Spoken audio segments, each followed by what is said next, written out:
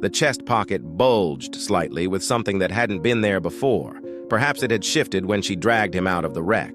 She hesitated, not wanting to pry. But a corner of folded paper peeked out, tempting her curiosity. She looked away, focusing on the conversation, as Marisol offered Elon a mug of warm water. "Thank you," Elon said, voice still low but clearer now. He sipped, relief showing in the slope of his shoulders. Outside, the drizzle continued, tapping softly against the window. In the background, the radio shifted from static to a faint tune. Somewhere across the empty fields, a muffled sound of a distant car engine drifted, maybe another traveler passing through.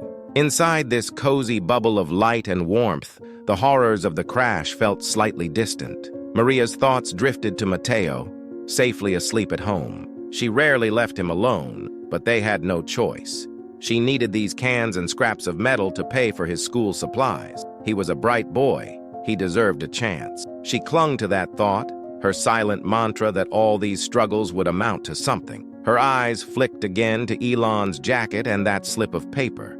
A small voice inside her head asked what sort of man wears such fine clothes and drives a nice car through these parts. Curiosity won out. With gentle discretion, as Eduardo and Marisol were busy, she reached to straighten the jacket and tuck it behind the chair more securely, allowing her fingertips to brush the edge of the paper. It slid out easily. She caught it quietly, her pulse quickening at her own boldness. She meant no harm. Perhaps it would reveal who he was, or if there was someone he needed contacted. A note, a letter, something that could help identify him. Elon was too busy nursing his wounds and thanking Eduardo to notice. Carefully, Maria angled the slip of paper near the lamp's glow, her eyes scanning the words. What she saw made her gasp softly, a half-choked sound that caught in her throat. She nearly dropped the paper. She scanned it again, brow furrowing. It was a letter addressed to Elon, from a financial office in a nearby city. She recognized the name of a large educational trust, known to award scholarships to promising students. The letter mentioned a reallocation of funds, a change in policy that would drastically reduce the number of scholarships available to families in this very county. In fact, it seemed Elon was behind this shift. He was the key decision-maker. The letter praised his strategic thinking and confirmed that final approval was pending his arrival at a meeting first thing in the morning, a meeting that now, due to his accident, he would surely miss. Maria's heart sank. She steadied herself, folding the letter and slipping it back into the jacket pocket. A warmth rose in her cheeks, but it was not the pleasant warmth of the heater. It was anger, disappointment, fear, a mix of emotions at the realization that this man, whose life she'd just saved, might have been on his way to extinguish her son's dreams and the dreams of countless others. Mateo's hope for a scholarship, a way out of poverty, depended on programs like these. She had looked into them quietly, never telling her son, but she knew the fewer options they had, the harder their struggle would be. Could this be the same Elon whose name she'd seen in the local paper last month, praising a business leader for his innovation while quietly speculating that he might not renew community grants? The thought pricked her chest. She glanced back at him. He met her eyes and tried to smile again. She managed to return it, but her heart wasn't in it. He looked fragile now, wounded and grateful. She wondered how many families would feel wounded and fragile if he pulled the plug on their opportunity. He might have fine reasons, profit margins, new directives, but reasons wouldn't soothe empty kitchens or dreams deferred. Still, she had saved him. She had chosen compassion over caution, and now, staring at his bruised face and torn shirt, she saw not a wealthy man or a cunning strategist, but a human being caught in a moment of vulnerability. Could she hate him for what he planned, knowing he was also flesh and blood? She set her jaw. The ambulance was coming, and she wouldn't say a word about the letter yet. She would reserve judgment until she learned more. This was no time for confrontation. He needed help, and that was all that mattered now. Marisol came over with a bowl of warm broth and a spoon. "Here," she said softly. "Take what you can manage." Elon nodded, grateful. He took a few sips, closed his eyes, and then turned to Maria. "Thank you," he said, voice a bit stronger now. "I don't know how I can ever repay your kindness." Maria swallowed, her throat tight. Don't think about that now. Just rest. She managed a reassuring tone, but her mind raced. She was aware that Eduardo and Marisol were eyeing her questioningly, sensing some tension, but she just shook her head slightly, urging them to let it be. Time passed slowly, each minute marked by the steady drip of rain. The ambulance would come soon, she hoped. As they waited, Elon's breathing steadied. He asked quietly about where they were. Maria explained the small community that sat a mile down the road, the farmland beyond, the scarcity of resources. Her words were careful, painting a picture of a town that had once thrived when factories still hummed with labor, before closures left many scraping by. She didn't mention the scholarships. Not yet. Elon listened, his eyes distant. Something in her tone must have touched him. He glanced toward the window where drops of rain raced each other down the glass. He looked at the shelf, the old photographs pinned to the board, smiling faces from better days, children holding trophies, an old man shaking hands with a farmer. So many stories folded into this small place. He cleared his throat, unsure what to say, and settled for a quiet. I'm sorry this happened, and I appreciate you not leaving me back there. Maria nodded, her gaze steady. She wanted to say, you can't leave now, when he recovered, if that meant leaving the town's children without a future. But she said nothing. Not yet. She was no fool, though. She knew how the world worked, how people with power and influence made decisions without truly seeing those affected. She had always felt invisible to men like him. Tonight, fate had forced him to see her, even if he didn't understand the fullness of her life. They lapsed into silence until the sound of distant sirens broke through. The ambulance, finally. Marisol rushed to open the door, letting in a gust of damp air.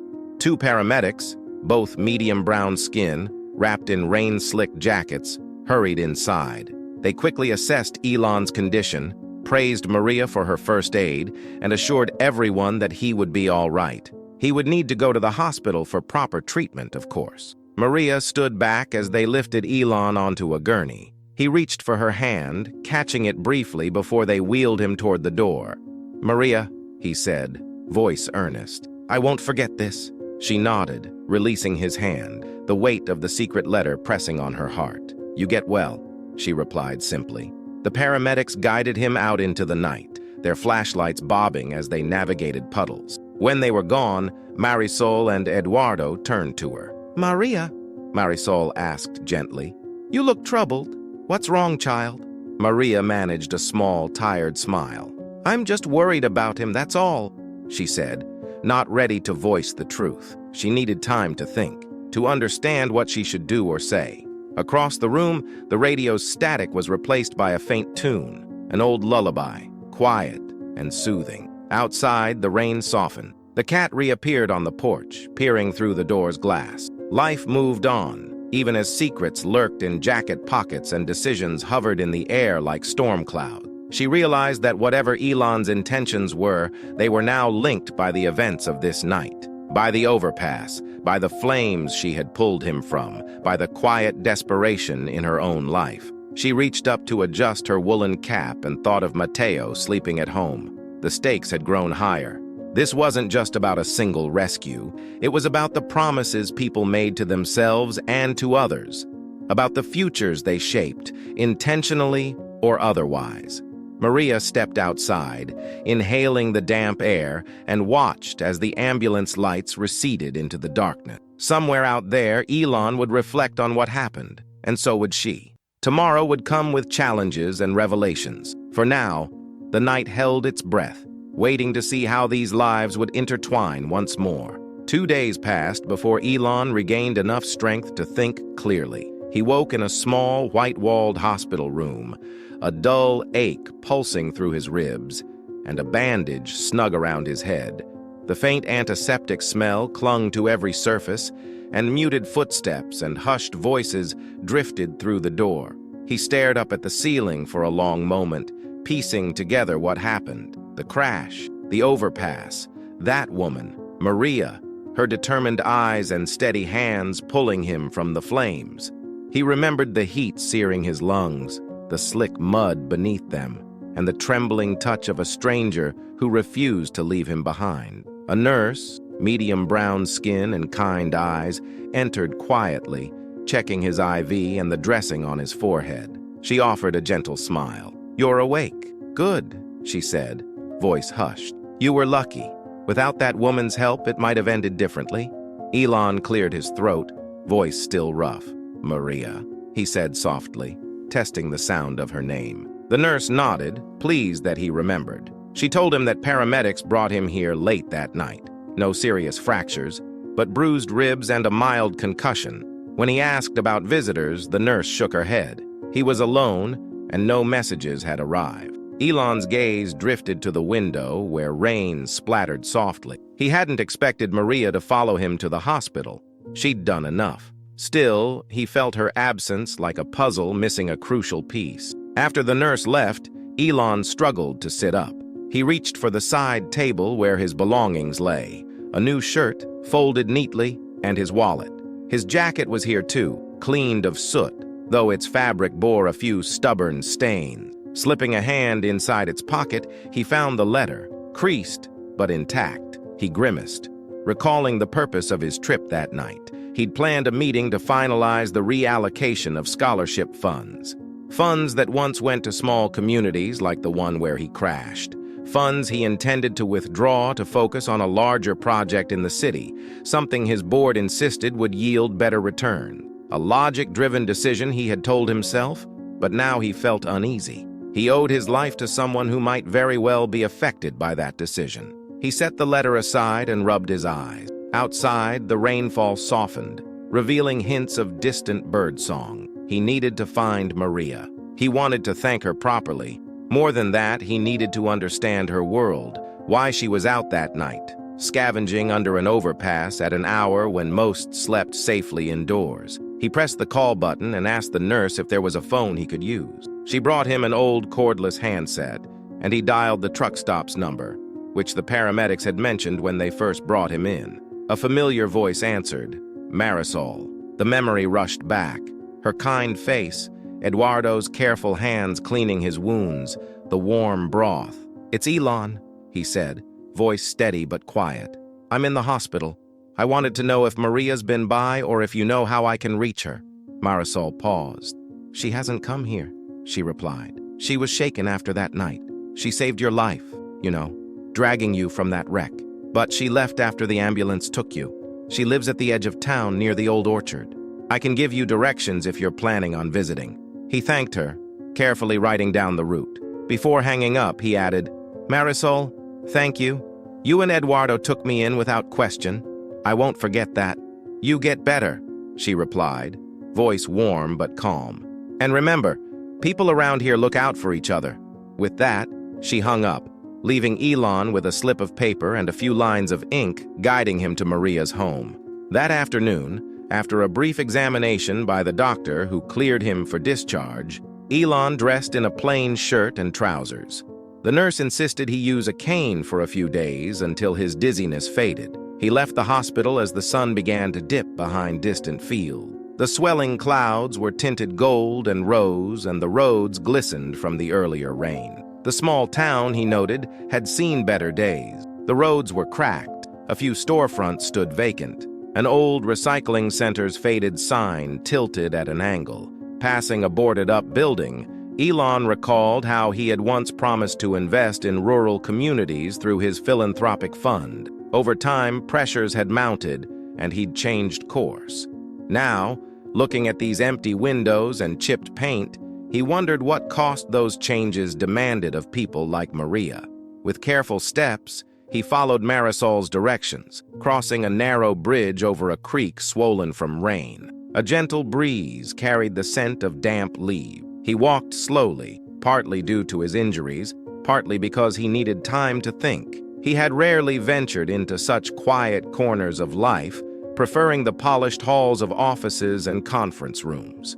Yet here he was, following a dirt lane lined with tired fences and bent mailboxes. He spotted the house at last, a small rental home with peeling paint and a single dim light glowing inside. A makeshift clothesline sagged under the weight of damp clothes.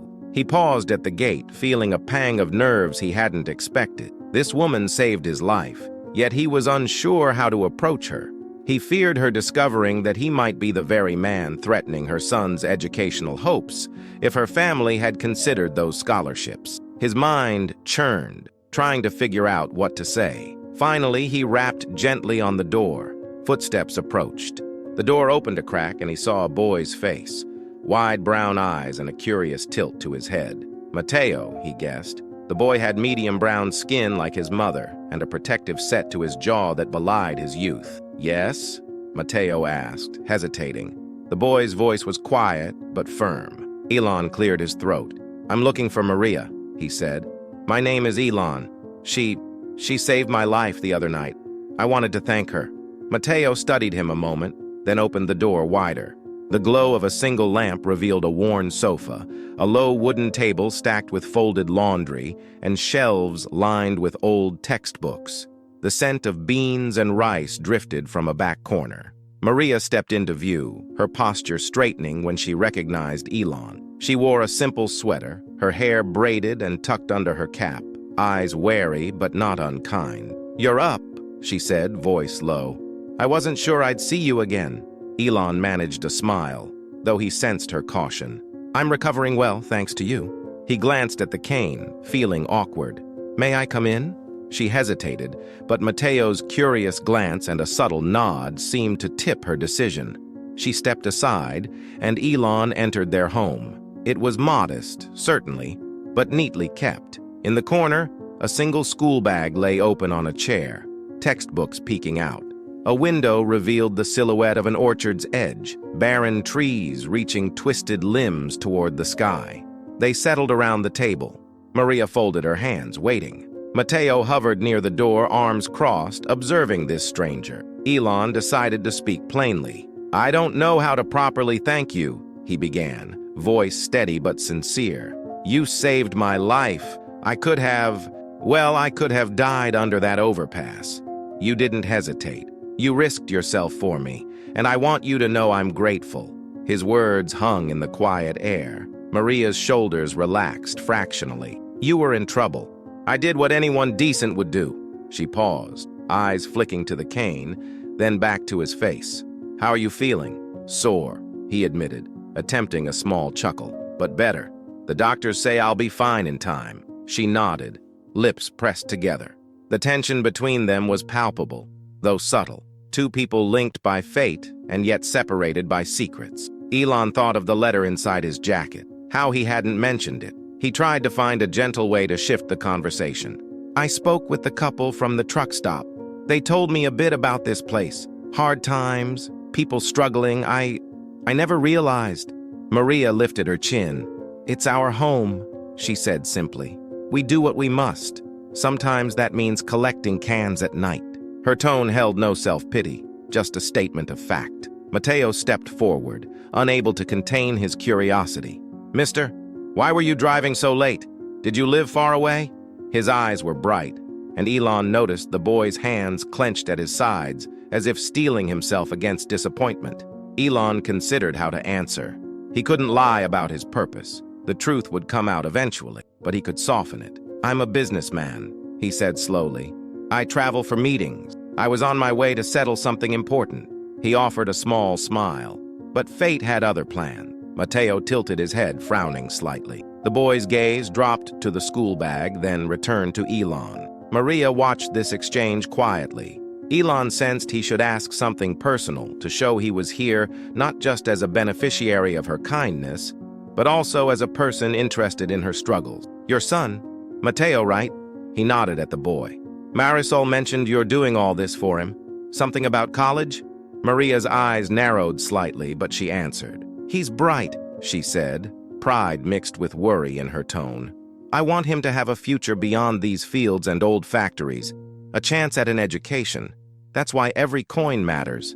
Elon swallowed. He recalled the letter's details, how reducing scholarships would shutter that very window of opportunity. Each word from Maria weighed on him like a stone. He wondered if she knew about the scholarship cuts or sensed his role in them. Thus far, she gave no indication. But he couldn't shake the feeling that she held something back. He decided to test the waters. "Scholarships," he said, as if musing aloud. I've heard they can make all the difference. Mateo nodded eagerly, stepping closer. They can. My teacher said if I work hard, I might get one. Then I can study engineering or medicine. His voice filled the room with hope, a spark in the gloom. I'm reading extra books, he added, pointing at the small stack on the table. They looked worn, borrowed from someone else, or found at a thrift sale. I even stay up late studying sometimes, even though Mama tells me to sleep. Maria reached out and gently ruffled her son's hair. The affection between them was palpable, a bond forged in hardship and love. Elon saw it and felt a strange twist in his chest. He cleared his throat. Mateo, you'll do great things. Hard work often pays off. Maria's eyes settled on Elon, studying him. He realized he was speaking with more warmth than a stranger might, and he wondered if she suspected something. Yet, no accusations came. Instead, she invited him to stay for a cup of tea. He accepted, grateful for the moment. They sipped quietly, the steam rising in thin curls. Outside, dusk fell softly over the orchard, and the sound of distant laughter, maybe children at another home, drifted through the window, reminding Elon of a time when he himself had leaned on a community's kindness. As they talked, small hints of Maria's past emerged. She mentioned her father once worked in the local recycling plant before it closed down years ago. That plant had been part of a chain of facilities Elon's own company once funded. Back then, Elon's philanthropic arm supported job training programs and small educational grants for local families. He'd stepped away from those efforts over time, focusing on bigger projects elsewhere, convinced that broader impact meant large urban centers rather than rural towns. Now, as he sat face to face with a mother who depended on scraps and a boy who dared to dream, he began to question the logic he'd clung to for so long. They found a fragile kind of warmth in this brief gathering. Mateo's earnestness drew Elon in, and Maria's quiet dignity impressed him. He tried to imagine what this family's life looked like when he wasn't there. Dawn to dusk labor, an uncertain future. He dared to crack a bit of humor to ease the gravity. You know, if I ever drive down that road again, I'm staying under the speed limit. I've learned the hard way that our roads fight back. He offered a lopsided grin. Mateo chuckled, and even Maria's lips curved slightly. The tension melted a fraction. This moment of connection, though small, felt real. No grand declarations, just a shared chuckle in a dimly lit room. Still, Elon's conscience gnawed at him. He needed to know more, needed to understand how he could repay a debt that went far beyond medical bills or a simple favor. He swallowed and decided to plant a seed. Maria, he said gently, I want to help you and Mateo. Let me do something, anything, to make your lives a bit easier. At this, her spine straightened, her gaze sharpened. Help how? She asked, voice even. She didn't want charity out of pity. He could sense her pride. Before he could answer, the front door rattled. They all turned. Standing in the doorway was Eduardo from the truck stop, holding a small parcel of food. He had come to check on Maria, having heard Elon left the hospital and might pay a visit. Eduardo stepped in, glancing from Elon to Maria, gauging the mood. He set the package down, a gift of leftover stew. I hope I'm not interrupting, he said softly. Elon took the interruption as a moment to consider his words. He couldn't just blurt out that he was the one who might cut the scholarships. He wasn't ready. Instead, he said, I'm not sure yet how I can help, but I do know that you saved me without expecting anything in return. That means a lot. Maria's eyes flicked to Eduardo, who offered a reassuring nod. She turned back to Elon, her voice quieter now. I appreciate the sentiment, she said. But understand, we've had people come through before promising things they never delivered. I'm not interested in empty words. Her honesty stung, but Elon couldn't blame her. He nodded, setting his jaw. I understand. Trust is earned. Maybe I can start by making things right where they went wrong. His statement hung, vague but earnest. They talked a while longer, nothing too deep, just enough to sense each other's character. After some time, Elon rose to leave. It was getting late, and his body ached, reminding him he needed rest. Maria and Mateo walked him to the door. Before stepping out, Elon placed a gentle hand on Mateo's shoulder. Keep studying, he said. The world needs good engineers and doctors. Don't ever stop believing in what you can do."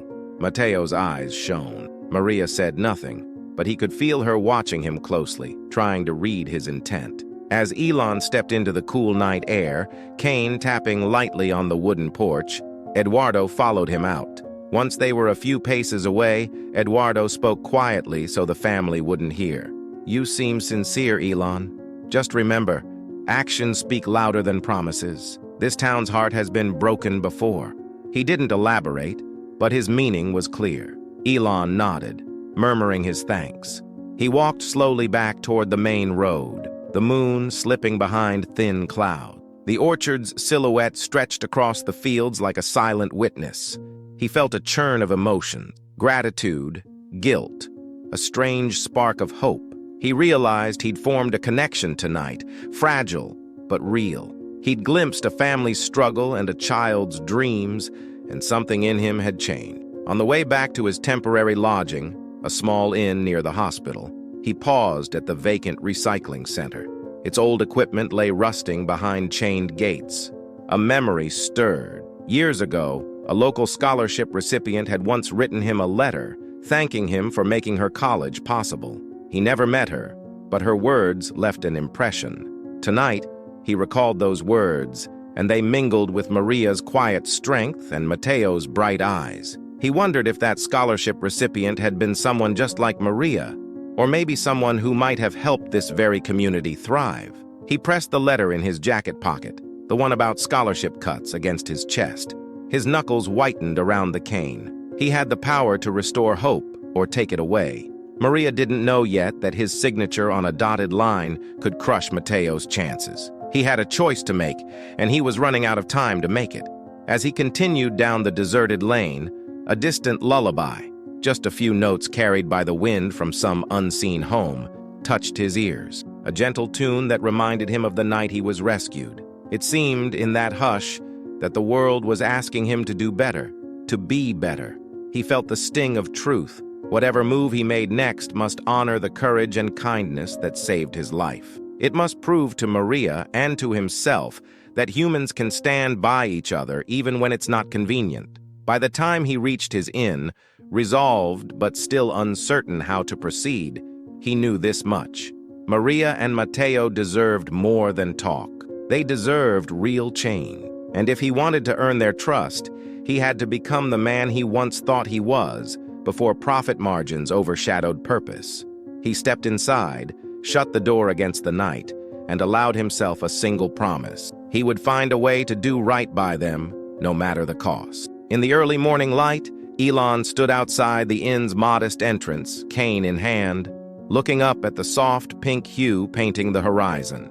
The world smelled fresh after the rain, and the sound of distant birdsong drifted over the empty street. He'd barely slept, his mind whirring with plans and doubts.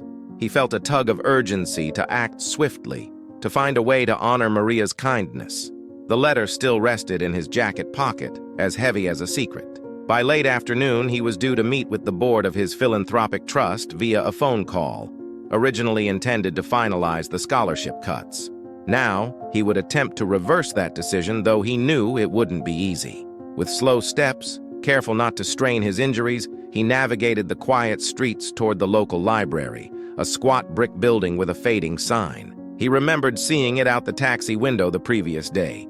Inside, he hoped to find records, old newspapers, community archives, anything that could help him understand the town's history and its people. If he was to stand up to his board, he needed solid ground to argue from. He also craved a personal connection to what once existed here, some link that would show him how decisions made in distant offices rippled through real lives. He pushed open the heavy door, immediately greeted by the scent of old paper and dust. Soft light filtered through high windows. Behind a desk stacked with returns, a librarian, medium brown skin and kind eyes framed by thin glasses, looked up and offered a gentle smile. "Can I help you find something?" she asked quietly, her voice respectful of the hush that libraries demand. Elon nodded, leaning on the cane. "I'm looking for local records, employment histories, old newspaper clippings, Maybe documents related to the old recycling plant and local scholarship recipients? The librarian tilted her head, curious. We keep community archives in a room at the back. They're not perfectly organized, but I can point you in the right direction. He followed her guidance, moving through narrow aisles until he reached a small room lit by a single overhead lamp. Boxes labeled with fading markers sat stacked haphazardly. He pulled one down, careful not to disturb the delicate papers inside. He sifted through old articles about the town's past prosperity, the factory closings, the decline in opportunity. One yellowed newspaper clipping caught his eye, a photograph of a group of workers smiling proudly in front of the old recycling facility. Elon leaned closer. The date at the top was from decades ago. Standing near the center was a man in overalls, a slight grin on his face, shoulders broad and strong. The caption mentioned his name, Mateo Ortiz Sr., Maria's father, perhaps. Elon felt a quiet thrill at this discovery, as if a key piece had clicked into place. Digging further, he found an old ledger listing community scholarship recipients from 15 years back. He scanned the names, not recognizing most, but one entry stood out. A woman who wrote a letter of thanks, praising the scholarship for helping her attend a teaching college. She mentioned how, after graduating, she returned to the community to start a small tutoring program for children. Another recipient became a local nurse. These people had come back and enriched the town, proving that scholarships weren't just lines in a budget. They were seeds of resilience planted in fertile ground. Elon's heart clenched. He thought of the board meeting, how they'd argued these rural scholarships weren't yielding enough measurable return. But what measure could capture the pride of a mother pulling a stranger from a burning car? The hope shining in a boy's eyes as he spoke of becoming a doctor or engineer. He closed the box gently, rose, and thanked the librarian. Her curious glance trailed him as he left, but he offered no explanation. He had what he needed: stories, evidence of impact, a human narrative he could take to the board. Outside, sunlight washed over the empty main street. He decided he'd visit Marisol and Eduardo at the truck stop again before the call to gather their perspective. But as he approached the truck stop's modest silhouette, he noticed an unusual scene. Maria and Mateo were there, standing near Eduardo, and a few other townsfolk had gathered as well. Their voices were low, tense. He approached slowly, unsure if he should intrude. Eduardo spotted him first and offered a nod, acknowledging his presence. Maria turned, her posture stiffening slightly. Mateo stood close to his mother, worry etched on his young face. A man and a woman, both medium brown skin, clad in simple jackets, stood in front of the group. They introduced themselves as local representatives from the town's small governing council. The woman's voice was tinged with frustration. "We've received notice that the old recycling center, the one we hope to reopen as a community-led initiative, will be demolished by the end of the month. Apparently, the land is set to be sold for scrap." A hush fell. Maria's eyes darted toward Elon for a second, though she said nothing. He felt a twist in his stomach. That recycling center, once a symbol of local resilience, was part of his company's portfolio. He'd pulled back funding over the years until it closed. Now some business partner had decided to sell it off. He hadn't paid attention, assuming his team handled such details. Seeing these people's reactions, he realized that place represented more than a shuttered building. It was a potential lifeline, somewhere to generate a bit of income, to recycle and earn a few coins honestly, perhaps even a center for local training if revived. Maria's father had worked there. Who knew what it could mean for Mateo's future? The council representatives handed out a printed notice, the words stark and formal. The group read in silence. No room for appeal, no mention of the community's hopes. Elon bit his lip, anger welling inside him. He wondered if there was still time to change this. He didn't want to burst into declarations just yet, but he felt Maria's gaze and knew he needed to say something. He cleared his throat, stepping forward. "I'm sorry to interrupt," he began softly. I have a connection to that facility. Let me see what I can do. I didn't realize the demolition was so soon." The townsfolk regarded him skeptically. Why would a stranger, only recently arrived and barely recovered from an accident, have any say in a corporate demolition? Maria's eyes narrowed slightly. She folded her arms and said nothing, but the distrust was clear. Elon understood. He'd given them no reason to believe he could help. He tried again. I can't make promises yet, but I know people who might reconsider this if shown what the center means to the community. He paused, searching their faces. If we could reopen it, maybe employ local workers again, maybe even tie it into an environmental initiative. His voice trailed off, worried he sounded like a politician making empty pledges. Maria spoke at last, her tone measured but firm. We've heard words before, Elon. This place doesn't survive on words. Actions keep us going. Her son clung to her sleeve, frowning at the adults. Elon swallowed hard. I understand. He reached into his pocket and withdrew his phone. Let me start by calling the Trust, the organization I'm associated with. I have a meeting with them today. I'll bring this up. We can't let that facility be torn down without a fight. Eduardo nodded slowly, as if giving him the benefit of the doubt. The council representatives exchanged glances, unsure but curious. The group began dispersing, returning to their work or homes, carrying the heavy notice with them. As the crowd thinned, Elon approached Maria, who watched him with guarded eyes. I won't let this go, he said quietly. I know you have no reason to trust me, but I'm going to try. She studied him a moment, then sighed. Mateo, she said, go inside with Marisol for a moment. The boy obeyed, though reluctantly, casting a questioning glance at Elon before disappearing inside the truck stop.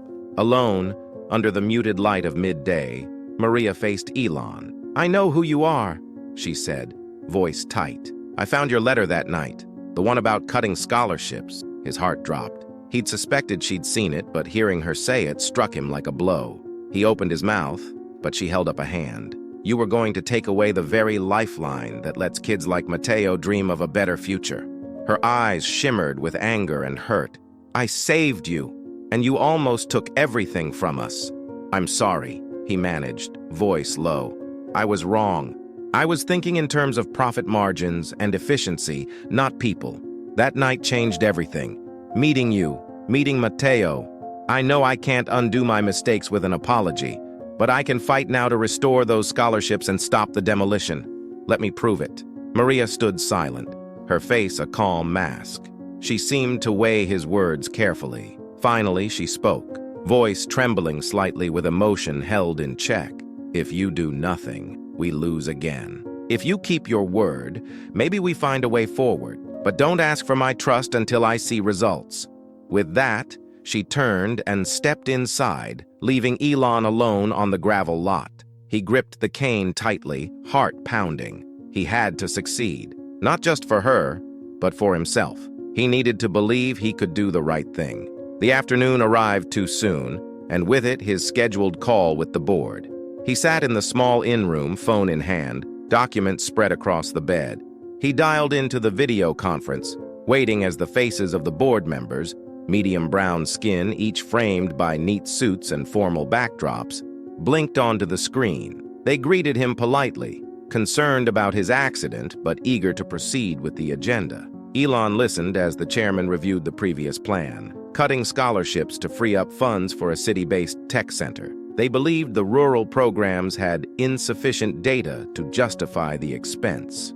Elon's stomach tightened. He breathed deeply, recalling the stories he'd read at the library, the voices he'd heard at the truck stop, Maria's quiet determination. No, Elon said firmly, interrupting the chairman. The sudden silence on the call was palpable. We're not going to cut the scholarships, he went on, speaking slowly but with conviction, explaining how these scholarships had fueled local teachers, nurses, and other community builders, how removing them would crush hope. He painted the picture of a small town trying to rebuild after factories closed, of children staying up late to read borrowed textbooks, of mothers braving the night to collect cans so their kids could have a chance. The board shifted uncomfortably, exchanging glances. One member tried to object, citing data and graphs, but Elon pressed on. We're missing the human factor, he said, voice steady. This trust was founded not only for returns, but to uplift communities. That was our guiding principle when we started. When did we lose sight of that? They hesitated. Elon took the opportunity to bring up the recycling center. I've learned about plans to demolish a facility that once offered jobs and a sense of purpose. Instead of tearing it down, why don't we invest a small amount to reopen it and create a self-sustaining local enterprise? With the right approach, it can become a hub for recycling and education. Maybe even tie into an environmental scholarship for young people eager to improve their town. Some members shook their heads, muttering concerns about costs. Others looked intrigued. Elon realized he had to give them something concrete, some leverage. He recalled a detail he'd skimmed over in old documents. The trust's founding mission included a clause emphasizing sustainable community impact. "Remember our founding charter," he said. "It explicitly states that our resources should serve communities that lack traditional support. If we gut these scholarships and fail to help rebuild local opportunities, we're betraying our mission." A long silence followed. Finally, the chairman spoke, voice measured. "We will consider a delay in cutting these scholarships while we review the data you've presented and the plan for the recycling center. But this can't be just sentiment, Elon.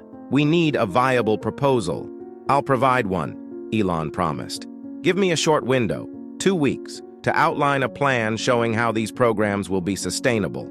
Let's partner with local educators, see how scholarship recipients have contributed to the community, and measure success beyond short-term returns. I'll personally oversee this initiative." With some reluctance, the board agreed to table the cuts until Elon presented a detailed plan. The demolition of the recycling center, however, was on a tight deadline due to the sale agreement. To prevent it, Elon would need to act fast. He'd have to buy back that contract from the prospective buyers or persuade them to postpone. It would cost money, likely a good sum, but he knew what he had to do. After the call ended, Elon slumped back in his chair, heart pounding. He'd won a temporary reprieve. Now came the hard part, delivering on his promise. He decided his next step would be to show Maria tangible proof of his effort. He wouldn't promise again with empty words. He'd bring evidence of a deal in progress. The following morning, cane still in hand, he ventured out once more. He caught a ride with Eduardo's cousin, who owned a pickup truck, to the nearest city, just a few hours away. There, he arranged to meet the holding company that planned to demolish the recycling center. The building where they'd gather was a drab office unit above a small auto repair shop. Inside, he negotiated fiercely, explaining he needed at least a postponement on demolition. After some wrangling and financial incentives, he secured a written agreement to halt the demolition for 6 weeks, enough time to formulate a plan to repurpose the facility. It cost him a significant chunk of personal funds, but he felt lighter signing that paper than he had sealing far larger deals in the past. With that document tucked safely in his jacket, he returned to the town. Near sunset, he found Maria by the orchard at the edge of her property, tending to a small patch of scraggly vegetables growing behind her house. The sky was a palette of oranges and purples, and a hush lay over the fields. He approached quietly, not wanting to startle her. She looked up when she sensed his presence, standing slowly and wiping her hands on her worn trousers. Her expression was guarded, but her posture less tense. He held out the folded agreement, stepping close enough so she could read it in the fading light. "I stopped the demolition, at least for now," he said softly. "I convinced the board not to cut scholarships yet. I'm working on a plan to keep them intact and maybe even improve them. It's a start." Maria took the paper, eyes scanning the words. She nodded, a subtle release of tension escaping her shoulders. "Actions, not words," she murmured, handing the paper back. "You've taken a step in the right direction." Elon felt something warm bloom in his chest. He didn't deserve praise, not yet, but knowing she acknowledged his efforts gave him courage. "I'll do more," he said. "I want to bring in educators, local leaders, maybe some of the old scholarship recipients to discuss how we can rebuild these programs. With your help, we can show the board the truth they're missing." She studied him for a moment, then surprised him by asking, "Why does this matter to you now? Why the change?" He met her gaze, unflinching. "Because I realized how close I came to losing my life, and how easily I could have lost sight of what matters. Your courage showed me that people are more than numbers. I won't pretend I'm a hero. I'm just trying to do what's right." Her eyes searched his face. In the silence, the distant sound of a child's laughter, a neighbor's child, perhaps, floated on the breeze. Finally, Maria gave a small nod. "I'll help," she said quietly. "For Mateo's sake and for the sake of others who need this." He smiled, relief washing over him. They stood there a while, not needing more words. The orchard's barren trees rustled softly, and a gentle wind carried the scent of damp earth. They both knew the fight wasn't over. The board could still backpedal, and the plan could fail. But for now, they had an alliance born of trust earned through action, not just talk. Inside the house, Mateo peeked from the window, curious and hopeful. He couldn't hear their conversation, but he sensed a shift. Later, as Elon made his way back down the lane, leaning less heavily on his cane, he felt a renewed sense of purpose. He understood that healing his own conscience would come not just from grand gestures, but from following through, step by step, listening to the voices he once overlooked. The night sky spread above him as he returned to the inn. He had 6 weeks to turn a damaged past into a hopeful future. And this time, he intended to keep his promises. A thin veil of morning mist clung to the fields as Elon prepared for the crucial day ahead. He stood near the orchard behind Maria's home, breathing in the scent of damp leaves and soil. Over the past week, he had worked tirelessly, coordinating calls, digging through old archives, and meeting with local residents. He'd drawn up a proposal detailing how the trust's scholarships could be maintained and even expanded, linking them to the revived recycling center as a hands-on education and job training hub. He had stacks of letters from former scholarship recipients attesting to the program's life-changing impact and a modest pledge from a neighboring town's technical college to collaborate. But today, he would present his plan not only to the board in a final video conference set for that evening, but also to the community. He had arranged a small gathering at the community center, a chance for the people who knew the impact firsthand to speak. He wanted the board to witness it, live and unfiltered. He'd set up a laptop and promised to stream the discussion, letting the trustees see the human faces behind these decisions. Maria had agreed to bring Mateo, and a few other parents had volunteered to come. Marisol and Eduardo promised to serve coffee and bread rolls. The tension sat heavy in Elon's chest, but determination stiffened his spine. Maria emerged from the back door of her house, wiping soil from her hands. She approached quietly, her footsteps soft on the grass. In the week since Elon's first efforts, a fragile understanding had formed between them. He delivered on his promise to halt the demolition temporarily and gathered evidence to maintain scholarships. She, in turn, had introduced him to teachers, retired workers, and a nurse who once benefited from those very scholarships. Trust was not yet fully formed, but the ice between them had begun to thaw. "Everything ready?" she asked, voice low as if the orchard were listening. He nodded. "I've prepared what I can. Now it's about showing them the truth. Once they see and hear your stories, I hope they'll understand that cutting this lifeline is more than a number on a ledger.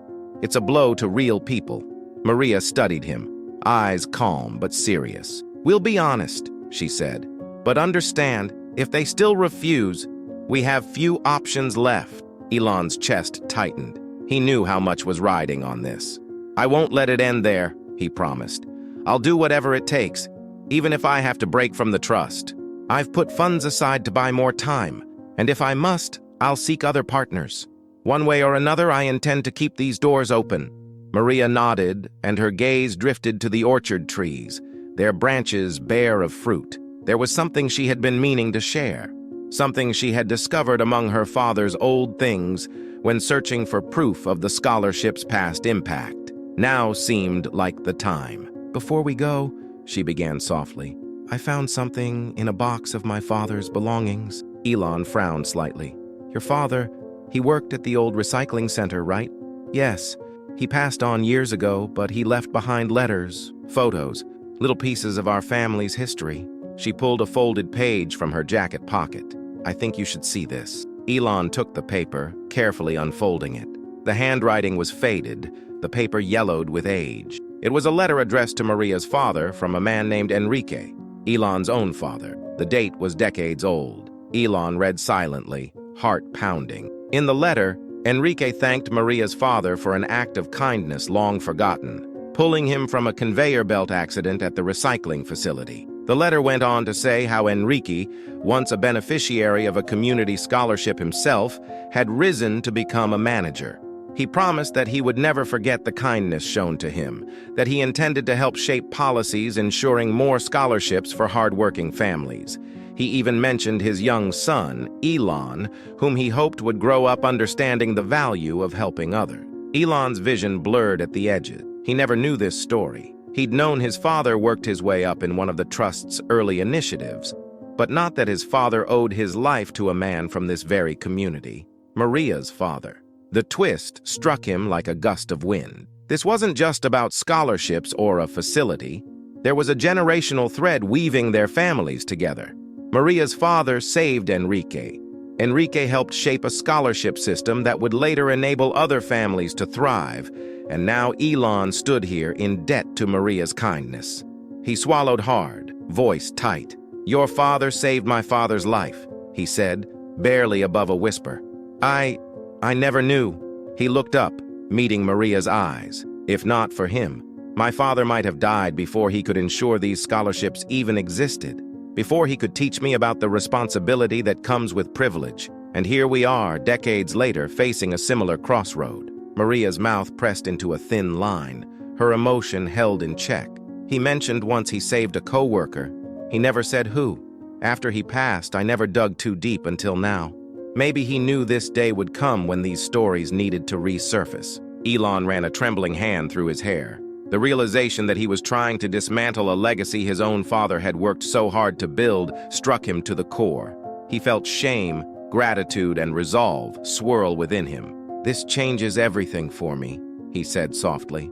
"It's not just theory or policy. It's personal. It always was." Maria nodded. "Then let's make sure we honor both their memories by doing the right thing now." They left the orchard behind and headed toward the community center. Inside the hall, sunlight streamed through high windows, illuminating wooden floors and rows of chairs arranged in a semicircle. A makeshift podium stood at the front, next to a small table where Elon's laptop waited. Eduardo and Marisol greeted them with kind smiles and passed around mugs of coffee. A handful of townspeople trickled in. A retired teacher who'd returned to mentor students, a young nurse who'd just completed her training on a scholarship, a mechanic who used his scholarship to study engineering at night classes before coming back to repair farm equipment locally. Mateo sat beside Maria, his eyes shining with a mix of pride and nerves. He tugged on his mother's sleeve. "Will they listen, Mama?" he asked, voice pitched low. Maria's hand rested on his shoulder. "We'll speak our truth, Mateo. That's all we can do." The boy nodded and looked to Elon, as if placing cautious hope in him. Soon, the hall was quiet, save for a few murmurs. Elon took a seat at the table and connected to the video call. The screen flickered, and one by one, the faces of the board members appeared. Medium brown skin, dressed in business attire, some in offices, others at home. They greeted Elon formally, voices echoing slightly over the speakers. He introduced Maria, Mateo, and the others assembled behind him, explaining that he wanted them to hear directly from the people impacted by their decisions. The board looked uneasy. This was unconventional. He was inviting them to witness testimonies rather than rely solely on spreadsheets and charts. Elon opened with the story he'd recently discovered. He told them about his father and Maria's father, about how a scholarship program in the past had sown seeds that bore fruit in unexpected ways. He watched their reactions, some skeptical, some intrigued, some uncomfortable.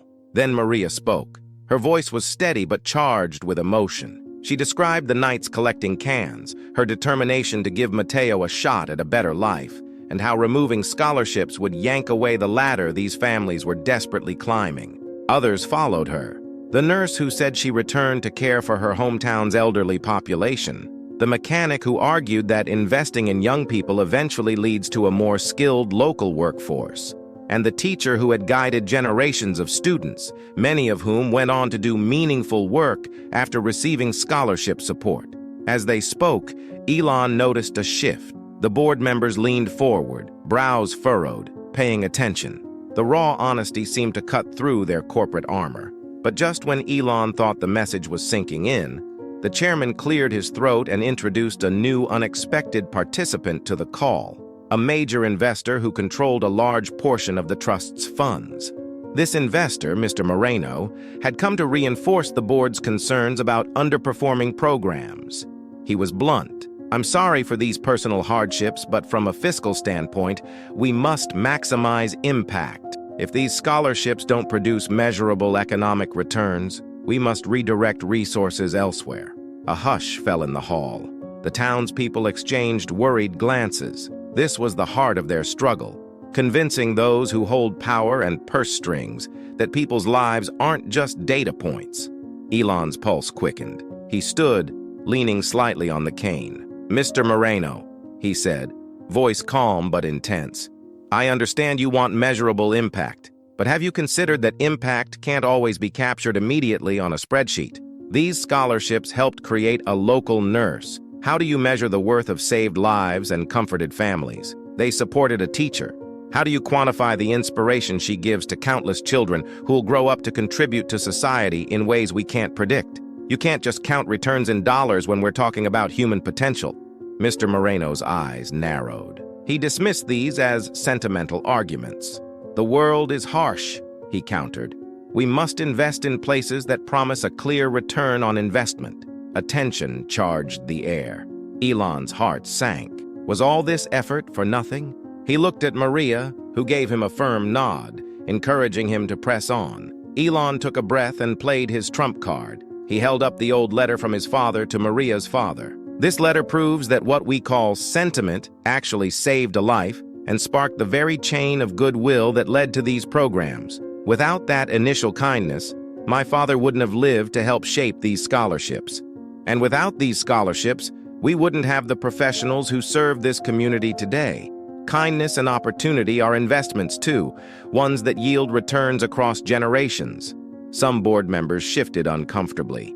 They recognized Enrique's name as a founding member of the trust's philanthropic arm. Realizing that their mentor and predecessor owed his life and success to an act of compassion from this very community, created a powerful contradiction to their purely fiscal stance.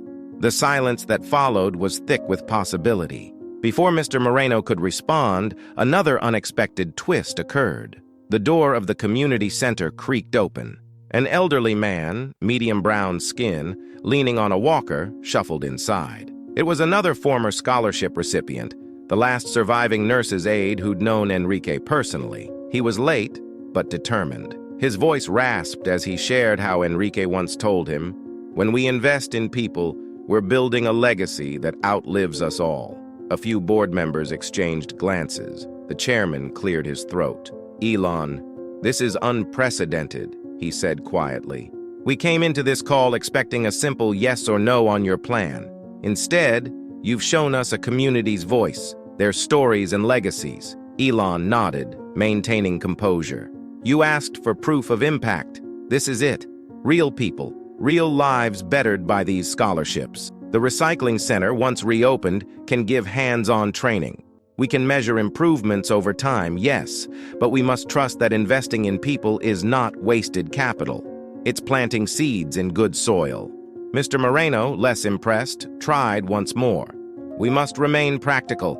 Sentiment doesn't pay the bills." Maria stepped forward before Elon could speak. "No one is asking for blind sentiment," she said clearly. "We're asking for a chance, an opportunity for children like Mateo to become productive members of society. If you cut these scholarships, you're cutting off their future contributions. If you insist on numbers, consider the losses you incur by denying education. More poverty, less skilled labor, weaker communities, those are measurable harms." The directness of her argument landed with force. Another board member chimed in, softer now. "Perhaps we should consider a pilot program, give it another year with these new plans for the recycling center and see what measurable changes occur. We can document the progress." The chairman nodded thoughtfully. "A middle path," he said. "We keep the scholarships, partner with local educators, and track the developments at the recycling center. In a year's time, we review again. But for now, no cuts. And the demolition stays halted. Elon exhaled slowly, shoulders relaxing. A wave of relief washed over the room. Maria clasped Mateo's hand, the boy's eyes shining. The townspeople looked at each other with cautious optimism. It wasn't a perfect, permanent victory, but it was a foothold, a chance to prove their worth in a language the board could understand. The call ended on a note of uneasy truce.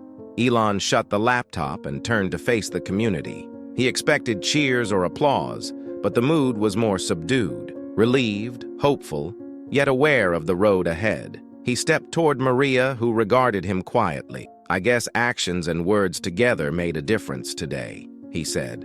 She nodded. "We have a year to show them what we can do. That's more than we had yesterday. Thank you." He smiled, feeling humbled. "No, thank you for showing me what I was missing." He held the old letter carefully, as if it were a fragile link to the past, one that now guided their collective future. Outside, the wind whispered through the empty orchard, promising that with care and patience, new growth would come. The community members drifted out, discussing next steps. Elon stayed a moment longer, watching as Mateo flipped through his textbooks, more determined than ever. Somewhere in the silence, he imagined his father and Maria's father looking on, satisfied that their legacy of compassion had survived another generation's test. They had reached the story's emotional peak, an earned victory, not just a happy ending. There was still work to do, but for now, hope reigned. 2 weeks into their year-long reprieve, the early morning sun stretched across the orchard's bare branches, outlining their silhouettes in delicate gold. In that quiet hour, Elon stood at the edge of the fields with Maria and Mateo, surveying the land where so many hopes rested. Winter had settled in, the ground firm beneath their feet, and a hush lay over the community. Yet inside that hush was a hum of activity, a stirring of plans set in motion since the board agreed to give them time. Under Elon's direction, a preliminary team, locals, not outsiders, had begun assessing the old recycling center. They'd inspected rusted conveyor belts, sorted through outdated machinery, and drawn up notes on how to refurbish the building. The idea was to integrate training sessions tied to scholarship requirements. A young engineer in training would learn how to update the machines, the nurse would lead community health workshops on reducing waste and pollution-related ailments, and a teacher would introduce science projects linked to environmental stewardship. It was a synergy Elon hoped would impress even the most skeptical investor. Elon had just finished explaining these plans to Maria, detailing how the scholarships would now come with hands-on opportunities at the center.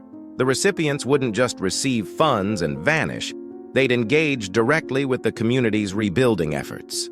Maria listened carefully, her arms folded across her chest to keep out the chill. Mateo stood close, excitement flashing in his eyes at the thought of learning about sustainable engineering or environmental science from real working professionals. Before Maria could respond, the distant rumble of an engine reached their ears. They turned to see a sleek car pulling up. A figure emerged, medium brown skin, clad in a dark coat that flapped in the wind. Elon narrowed his eyes. Mr. Moreno, the investor who had nearly derailed their efforts 2 weeks ago. He had never visited the town before. His presence here could mean trouble, or perhaps he'd come to see the place firsthand. As Moreno approached, Maria's posture stiffened. Elon murmured under his breath, "I wasn't expecting him." Mateo glanced anxiously at his mother. The boy's dreams were now tethered to these precarious negotiations, and this man had made it clear he cared only for returns on investment. Moreno greeted them with a curt nod, his tone polite but cool. "Elon, I'm here to understand what it is you're proposing. Words on a video call are one thing. Show me why we're keeping these scholarships and sinking money into an old building that's barely standing." Elon mustered a steady voice. "I'll show you," he said, motioning for Moreno to follow. Maria and Mateo followed at a slight distance, wary. They led him down the road, past the orchard, and toward the recycling center. Along the way, they encountered the mechanic scholarship recipient, Vicente, who was using a borrowed toolkit to disassemble a corroded gear assembly. Further along, they found Clara, the nurse who returned home after her studies, overseeing a small group of locals learning basic safety protocol. A teacher, Amara, stood by a chalkboard propped against the center's outer wall, explaining how recycling plastics reduces pollution to a handful of curious teenagers. Moreno observed all this with folded arms, not impressed yet. He leaned toward Elon and said in a low voice, "So you've got a few people here tinkering and teaching. It's a start, but how do you prove this will pay off? We need metrics, increased job placements, higher wages, reduced dropout rates. Sentiment aside, these are the conditions we measure." Maria, overhearing, couldn't hold back. "We will have those metrics in time," she said, voice steady. "But first, we need the resources to get this off the ground. You can't expect immediate returns before we've even repaired the machinery." Moreno looked at her, expression impassive, spoken like someone who doesn't understand the pressure investors face. "Every dollar I put here is a dollar not invested elsewhere." Elon's jaw tightened. He stepped in before Maria could retort. "If you're here to keep score, Mr. Moreno, then let's talk about risks. Taking away scholarships and demolishing this place would have been a guaranteed loss of trust, of talent, and of community stability. By giving it a chance, you open the door to future gain. Skilled local workers mean more stable communities, which leads to better returns in the long run. It's an investment in human capital." Moreno shrugged. "That's the story you sold the board. I need to see more." He gestured to the aging structure. "Show me your blueprint for the renovation. Show me your curriculum for these scholarship-linked training programs. I want to see deadlines and projected outcomes.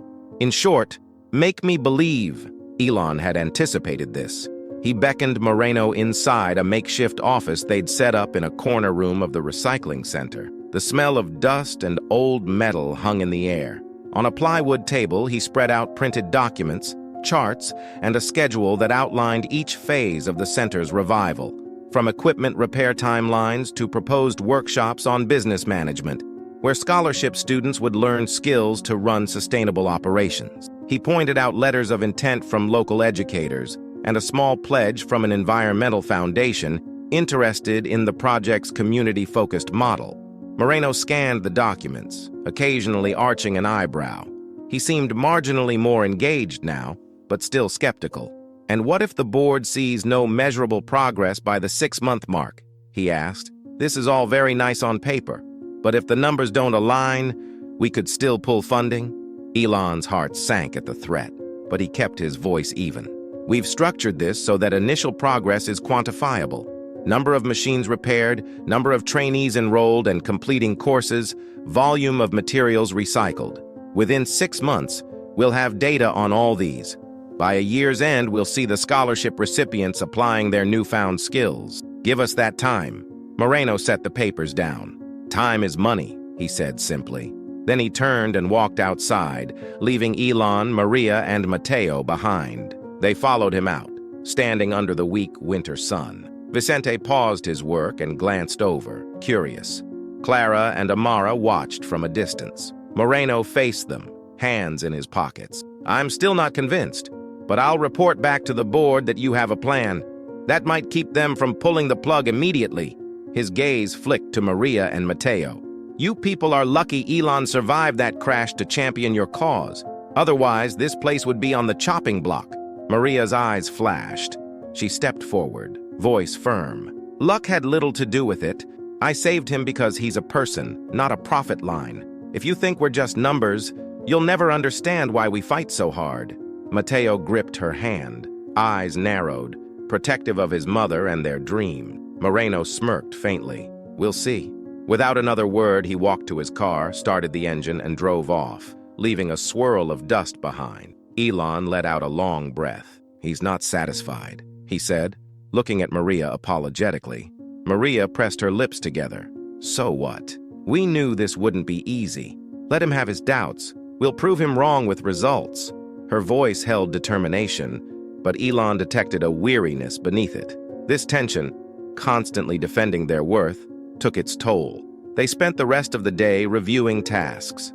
Mateo helped Vicente sort parts, his eyes bright as he learned the names of various gears and pulleys. Maria took notes with the teacher, Amara, planning how to integrate scholarship students into the center's operations. The quiet hum of purposeful work steadied Elon's heart. If they could keep pushing, day by day, they'd earn the trust they needed. That evening, after the others had left for home, Elon lingered alone in the center. A single light bulb hummed above, illuminating the rusted framework of the old machinery. He touched a beam where someone had carved initials long ago, maybe a worker who once thrived here. He thought of his father and Maria's father, that old letter binding their fates. Doing this work felt like honoring a debt to both the living and the dead. A noise outside startled him. He stepped into the darkness, leaning slightly on his cane, and saw a figure by the orchard's edge. It was Moreno again. He must have circled back without the car's engine noticeable. Elon tensed, confused and wary. Why return without announcing himself? Moreno stood among the barren trees, a silhouette against the faint moonlight. Elon approached slowly, heart pounding. Moreno turned, startled at first, then composed. "Couldn't sleep," he said curtly. "I was curious about the orchard." Elon studied him. "What about it?" Moreno shrugged, kicking at the ground. "You speak of planting seeds in people. Well, these trees don't bear fruit now, but I imagine come harvest, it's different." Elon nodded. "Yes, the orchard used to be full of fruit in season. The community would gather here, sell produce at small markets. It's a cycle. Barren in winter, rich in autumn." Moreno looked at Elon, face unreadable. "Cycles. Interesting. So you're betting that these scholarships and this recycling center will bear fruit in time, just like these trees? What if a harsh frost comes, or a blight? What if your recipients leave town for better prospects elsewhere? Then what?" Elon stepped closer, voice low. "That's always a risk. But without planting seeds at all, we guarantee no growth. This community is willing to work, learn, and give back. We're asking for a chance, not a guarantee." Moreno shook his head. "You're too idealistic." "I don't trust idealism." Elon's jaw tightened. "Then trust the structure we're building. These aren't just dreams. They're plans with timelines, training modules, and measurable outputs. We'll show progress." Moreno's eyes gleamed in the dark. "You know, Elon, I hold significant influence over the board. If you want this to succeed, I could help fast-track approvals, ease some of the pressure, but I'd need something from you." A chill ran down Elon's spine. "What do you mean?" Moreno leaned in, lowering his voice. "We could carve out a portion of the trust's funds for a different investment on the side. One more in line with my priorities, something unrelated to these scholarships. You help secure that quietly, and I'll ensure the board doesn't scrutinize your metrics too harshly." Elon stepped back, anger flaring.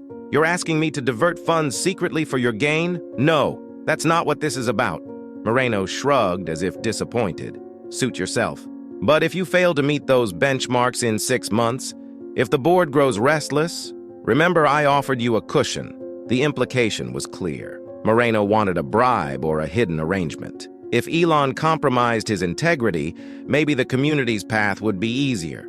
But at what cost? He recalled Maria's words, her pride, Mateo's bright hope, and the legacy his father left behind. Could he trade all that for an easy way out?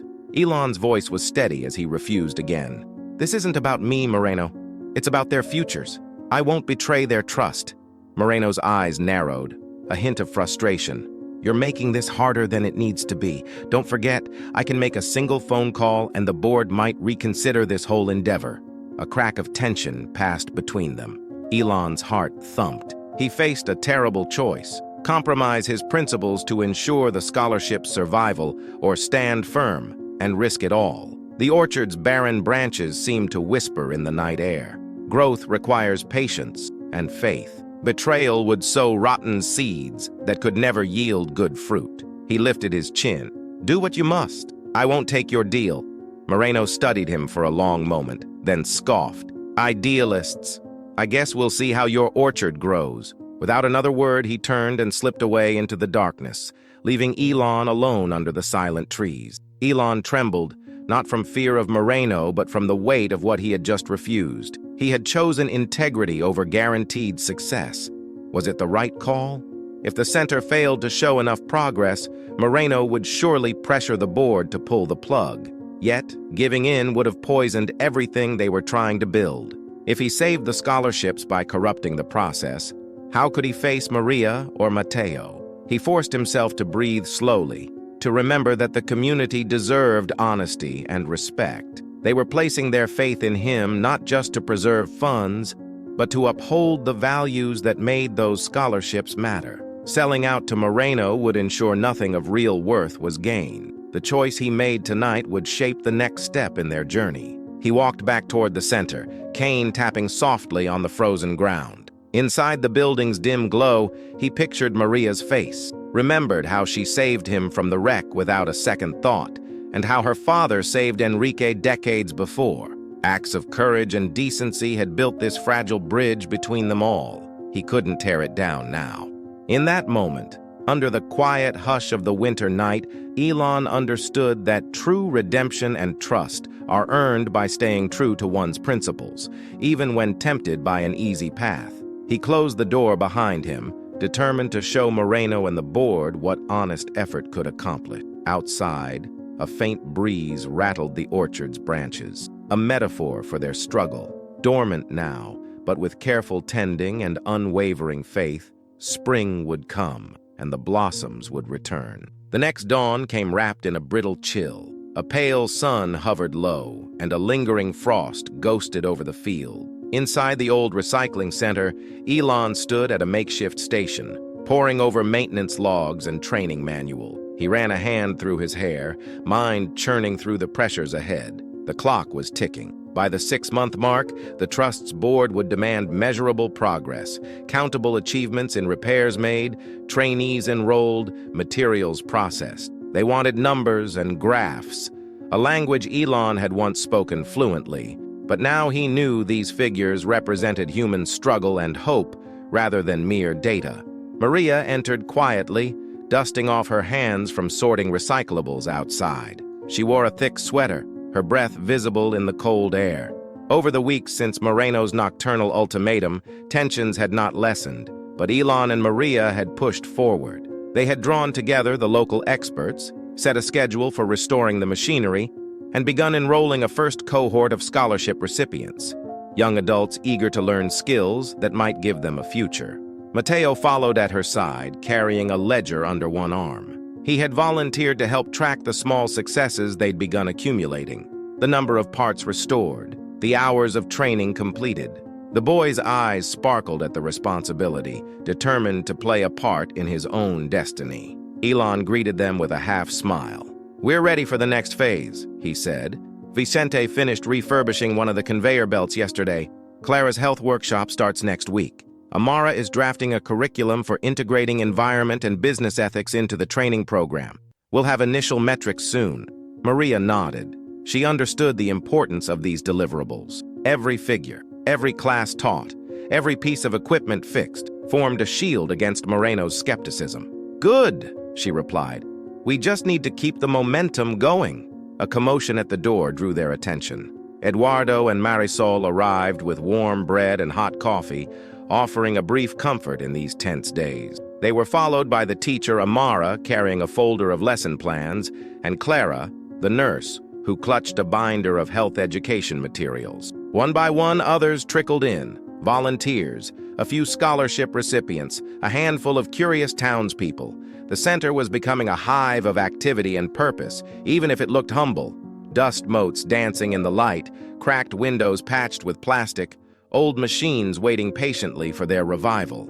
As the morning wore on, Elon assembled everyone in a small circle near the front of the building. He explained the next steps, how they would document each lesson, record how many hours students spent learning trade skills, note every repair made, and tally how much recyclable material they processed. "These numbers matter to the board," he said, "but they matter to us too. They'll show our progress and keep us accountable." Marisol sipped her coffee and asked quietly, "Do we have any word from Moreno or the board?" The question hung in the frigid air.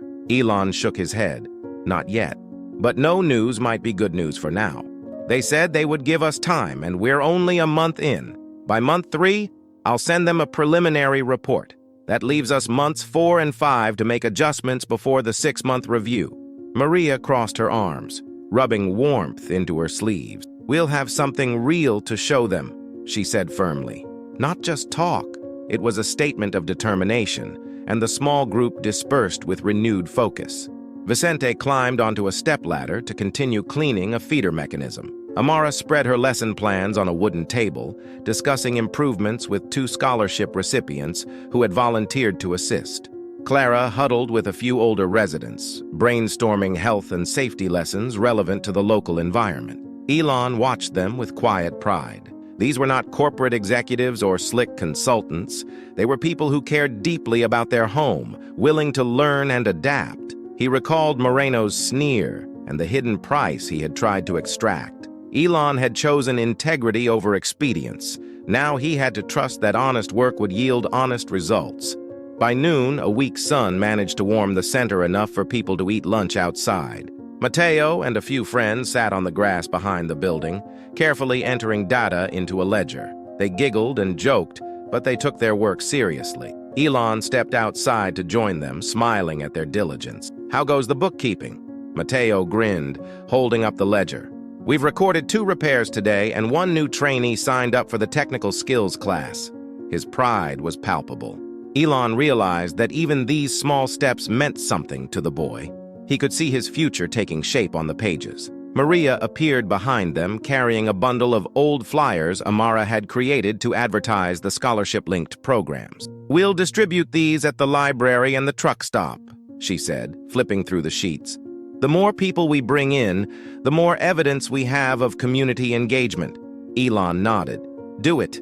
Engagement is a measurable metric, too. If we show that the scholarships don't just help individuals but spark a community-wide effort, we're in a better position." Amara joined them, pointing to a chalk diagram she'd drawn. It mapped out how scholarship recipients would rotate through different roles at the center, sorting materials, maintaining equipment, assisting with workshops, and eventually proposing improvements. This rotation would give them broad experience and demonstrate that they weren't just beneficiaries, they were becoming active contributors. That afternoon, a slight wind picked up, stirring the orchard's branches. Maria walked with Elon to the orchard's edge, where skeletal trees stood as silent witnesses. She broke the silence. "I'm worried about winter's end. We'll need the orchard in good shape by autumn's harvest, to show economic improvement too. The recycling center is part of the picture, but this town also needs something tangible, like produce to sell." Elon rubbed his chin. He'd learned that everything in this community was interconnected. A scholarship wasn't just money. It freed students' parents from a second job, allowed time to tend their crops, improved the local market. "We could integrate agricultural workshops too," he mused. "Teach modern, sustainable farming techniques. If the scholarship recipients learn how to improve orchard yields using eco-friendly methods, that's another measurable skill, and another metric of success." Maria's eyebrows rose. "That might work. We have an agronomist in the next town over who used to advise farms. If we convince him to volunteer, even just a few hours a month, it might help." They agreed to reach out, each new idea weaving more resilience into the community fabric. The orchard's quiet presence reminded them that growth takes time. You can't force blossoms in winter, but you can prepare the soil so that when spring comes, the buds appear stronger than ever. As they headed back, the distant hum of an approaching truck broke the silence. They looked up to see a delivery van rattling down the narrow road. The driver, a medium brown-skinned man with a broad smile, hopped out and waved a clipboard. "Got a shipment for you, some second-hand tools and protective gear donated by a local nonprofit." Everyone gathered as the boxes were unloaded. Inside were gloves, helmets, safety goggles, tool sets, and even a few industrial-grade parts that might help refurbish the largest machine. Maria's eyes shone as she lifted a pair of sturdy gloves. "This is exactly what we needed," she said softly. "Now we can work safer and faster." The driver explained that the nonprofit heard about their efforts from Clara's sister, who lived 2 towns over. Word was spreading about their project, a hint that their network of support could grow if they persisted. Elon marked the items, noting how donations and support from outside the community could also count as positive metrics. The board might not be moved by sentiment alone, but they couldn't ignore material contributions and expanding partnerships. Later that evening, as the sky turned amber and purple, they closed the center's doors and gathered at the truck stop. Eduardo and Marisol served thick stew and bread. The mood was hopeful, if subdued. They spoke about the future openly now, not just about surviving the board's scrutiny, but about what this place could become if they succeeded. Maybe in a few years they'd train dozens of young people who would stay and improve their town. Maybe the orchard would bloom again, and along with it, a steady income stream. Maybe the scholarships would become permanent, an expected part of every hard-working student's path. After dinner, Elon and Maria stepped outside into the crisp night air. The moon hung low, illuminating the fields and the orchard's silhouettes. Without prompting, Maria reached into her pocket and pulled out that old letter, her father's link to Elon's father. She had kept it close, a reminder of what kindness and courage could pass between generations. "We're building on that legacy," she said quietly. "My father saved Enrique, and Enrique helped set up these scholarships. Now you're fighting to keep them alive. It's a chain that shouldn't be broken." Elon took a deep breath. "I won't break it," he said. "I nearly did by forgetting why it mattered, but now I know better." They stood in companionable silence, the night wind whispering through dormant branches. Behind them, lights glowed softly in a few windows, people reading, children sleeping, dreams unfolding unseen. Mateo's quiet laughter drifted from inside the truck stop, a comforting reminder that each step they took was for the future. Suddenly, a sound carried on the wind, a distant radio playing a gentle tune. The melody floated over the fields, a soft lullaby that reminded Elon of the night he was rescued. He remembered lying in the mud, injured and helpless, and how Maria had hauled him from danger. If she had let him die, there would be no plan, no scholarships, no orchard revival. A single act of courage had sparked all this. Maria touched his arm lightly to draw his attention back. She didn't say anything, just nodded toward the orchard. Elon understood. He followed her as they walked between the silent trees, their steps careful. She stopped by one particularly sturdy trunk and placed a hand against the rough bark. "This orchard is old," she murmured. "It's seen good harvests and barren years, but it endures because roots run deep. When we invest in people, we're strengthening roots. Someday, these trees will bear fruit again. Just like these people will find their place, and these scholarships will bear new professionals who return home to give back." Elon swallowed, emotion swelling in his chest. He didn't trust himself to speak for a moment. When he finally did, his voice was hushed.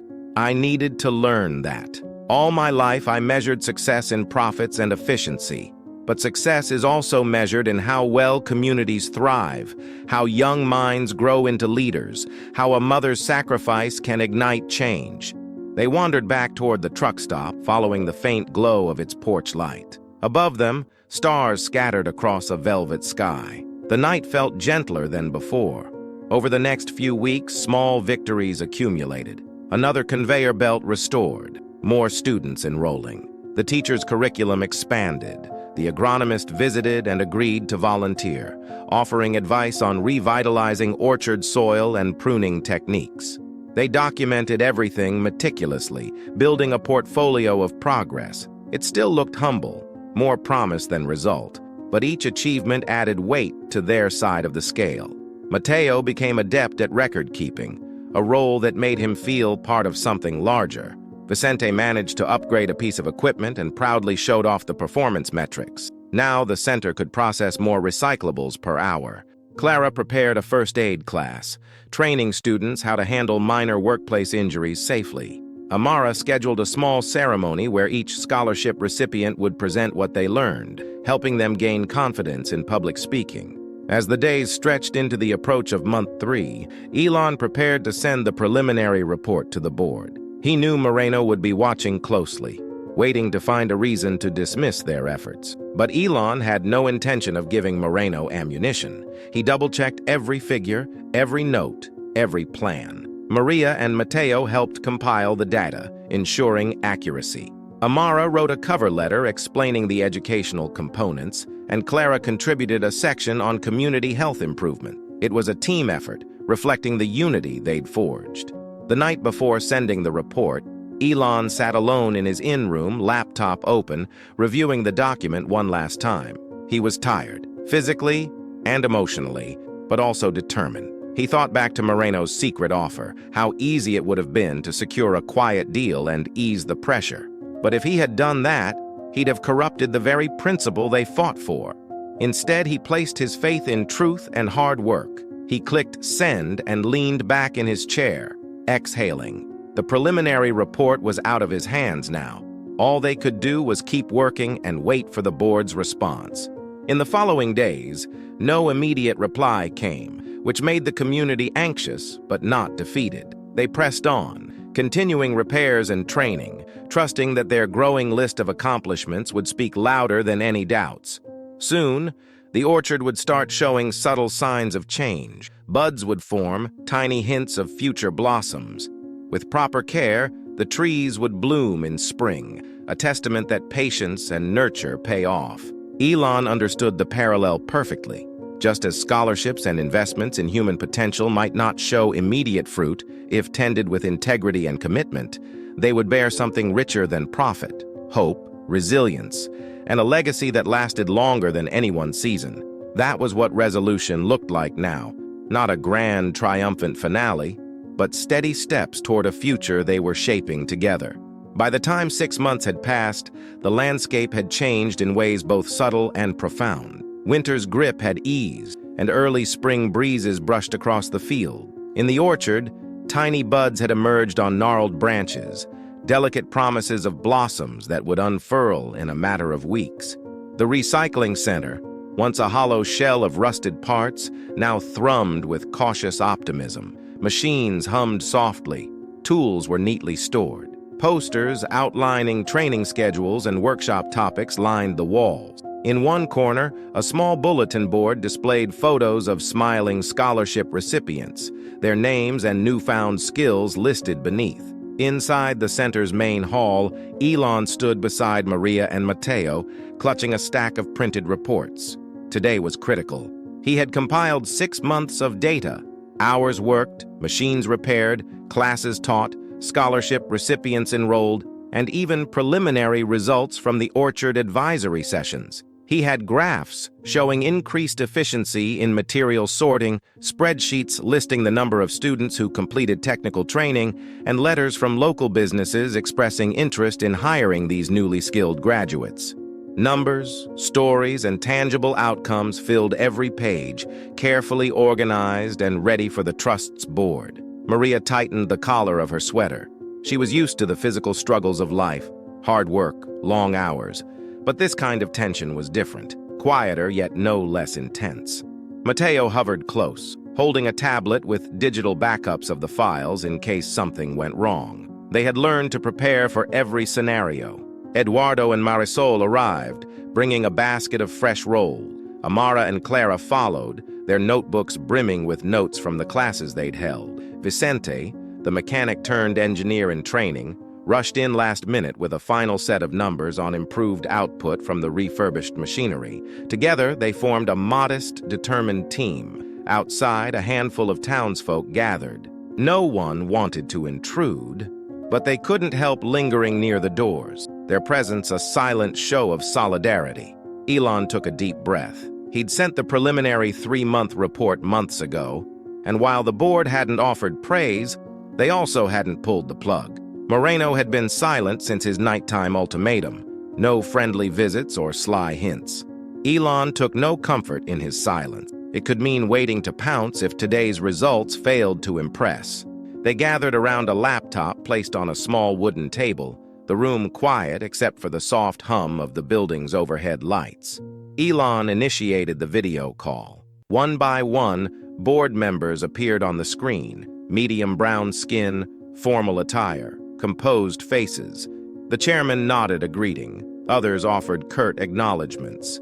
Finally, Moreno's face appeared, remote and inscrutable, his eyes flicking over the scene. Elon began, his voice clear and calm. Thank you all for joining us. We're here to present our 6-month review of the Scholarship and Community Development Initiative. As requested, we have metrics, documented progress, and tangible outcomes.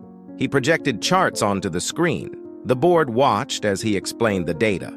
A measurable increase in processed recyclables, improved safety protocols taught by Clara, a steady enrollment of scholarship recipients completing technical modules under Vicente's guidance, and a new environmental curriculum Amara implemented, tying theory to practice. Each point was backed by logs, letters, or photographs. A brief silence followed. The chairman leaned forward. "Elon, these are good initial figures. It seems you're meeting the metrics we set: engagement, efficiency improvements, and verifiable skill acquisition by scholarship recipients." Another member nodded, still cautious, but less dismissive than before. "Have you received any outside acknowledgement or interest? External validation would strengthen your case." Elon allowed himself a slight smile. "Yes, a small foundation donated safety equipment and tools. A technical college offered to send interns to help train our recipients. Local businesses have inquired about hiring trainees once they complete certain skill levels. We're building a network of support." He then showed before and after images of the recycling center. In one picture, rusted machinery lay dormant under a broken roof. In the updated image, the same space held neatly arranged equipment, a whiteboard with a training schedule, and a group photo of smiling participants holding their certificates for completing a maintenance course. Maria stepped forward, voice steady. "We've integrated the scholarships with real-world tasks. Students aren't just receiving funds. They're applying knowledge immediately. They learn technical skills, health and safety standards, environmental ethics, and community-building principles. These aren't short-term fixes. We're nurturing long-term leaders who will give back to this town." The board members exchanged glances. Moreno tapped a pen against his desk, unimpressed or at least unwilling to show approval. "All well and good," he said. "But can you ensure these scholars stay in the community? What if they leave for better opportunities elsewhere?" This time, Clara answered, clearing her throat. "Some may leave, but a significant portion already expressed the desire to remain local. Why? Because this is home, and now they have reasons to invest here. We're turning a place once seen as a dead end into a launch pad for meaningful careers. The orchard training, for instance, teaches them how to improve yields and farming methods right here. Better harvests mean more local commerce. It creates a cycle of growth." Moreno's eyes narrowed slightly at the mention of the orchard. Elon had included in the report preliminary improvements suggested by the agronomist. Data showed early signs of healthier soil due to better composting and recycling methods. The orchard's buds were not measurable profit yet, but a symbol of renewed potential. To Moreno's question, Elon added, "You can't guarantee no one leaves, but the goal is to create conditions so appealing that many choose to stay. The presence of scholarships, training, and new industries will anchor talent here." Another board member who had seemed skeptical in earlier calls now spoke. "It appears you've kept your promises, Elon, and the community is clearly engaged. The metrics are decent for a 6-month checkpoint. I remember we agreed to a year's reprieve. At this midpoint, you're on track." A subtle relaxation spread through the gathered townspeople. Maria and Mateo shared a glance, hope shining in their eyes. Eduardo squeezed Marisol's hand. Amara let out a quiet breath of relief. Vicente nodded, satisfied that his work was recognized. Elon's heart lifted. They'd passed a critical test. He turned to the screen, voice measured. "We'll continue building on these foundations. By year's end, we'll have a full cycle of data. Trained recipients contributing skills, orchard improvements yielding a better harvest, and increased recycling output. If at that time you still find it lacking, we'll discuss next steps. But I'm confident we'll show undeniable value." The chairman nodded thoughtfully. "Very well. The board will wait for the year-end results. Continue your efforts. We appreciate the thorough presentation." His voice was neutral, but Elon sensed a shift. They might never shower him with praise, but their stance had softened from outright doubt to cautious respect. Moreno remained silent, his expression distant. But as the call wrapped up, he spoke quietly. "You've bought yourself time, Elon. Just remember, goodwill isn't permanent. Keep delivering results." Then he disconnected, leaving the others to say their goodbyes. When the screen went dark, the center erupted in quiet exultation. No one shouted or danced. This was still a fragile victory, but they smiled, clapped each other on the shoulders, and breathed easier. They had proven themselves at a crucial moment. The scholarships would remain, and the work they'd done was validated. Maria turned to Elon, her voice soft but full of feeling. You did it. We did it. We kept our integrity and showed real progress. Elon nodded, meeting her gaze. You saved my life. That was the first step. Everything after, restoring the center, nurturing these scholarships, convincing the board, stemmed from that act of courage and generosity. Now we've honored it by staying true to what's right. Mateo grinned, holding up the ledger of data they'd been compiling. We have proof that when people work together, they can change things. Maybe someday I'll be adding my own success story here. Clara chimed in. And I'll be here teaching new trainees how to stay safe and healthy as they build their careers. Amara nodded. I can't wait to see the orchard in full bloom and watch these students apply what they've learned to grow something real and sustainable. Vicente offered a grin, oil smudged on his hands. We'll have machinery running at full capacity by harvest time. Just watch. Maria stepped outside, beckoning Elon and Mateo to follow. Beyond the recycling center, the orchard spread out under a gentle spring sky. In a few weeks, the buds would open into soft blossoms, the orchard's annual miracle. It felt symbolic. After a harsh winter, both literally and figuratively, they stood on the cusp of renewal. The scholarships, once threatened, were now intertwined with the community's broader revival. People saw hope not just in documents and machines, but in the land itself. In the next generation, learning to tend it. Elon closed his eyes, remembering the chain of events that led here. His accident, Maria's selfless rescue, the hidden letter linking their fathers, Moreno's threats, the trust's doubts. All of it had tested their resolve. They emerged stronger, guided by principles rather than shortcuts. He knew their journey wasn't over. Growth took time, and they had to deliver lasting results. But they had a foothold now, a breathing space to nurture the seeds they'd planted. With a calm determination, Elon turned to Maria. I promised no secrets, no broken trust, he said quietly. We've kept that promise. Next time the board visits, they'll see these trees in bloom and these students thriving. Maybe then even Moreno will understand the true worth of investing in people. Maria nodded, her voice warm. We'll show him through action. Words alone never convinced him, but results might. And even if he never fully understands, we do. We know the value of what we're building. Mateo slipped his hand into his mother's, looking out over the orchard. I want to be part of the next phase, he said. I want to help these scholarships grow into something even bigger.